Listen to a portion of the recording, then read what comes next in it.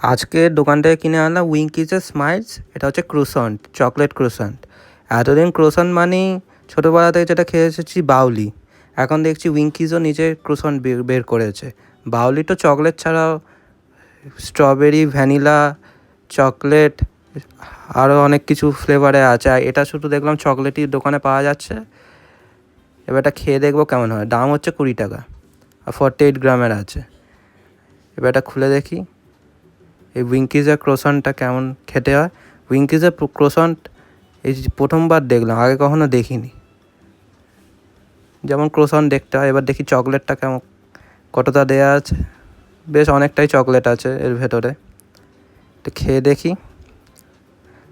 খেয়ে দেখলাম ভালোই মিষ্টি মিষ্টি আর খুবই সফট। ব্রেডটা ভালোই লেগেছে খেতে।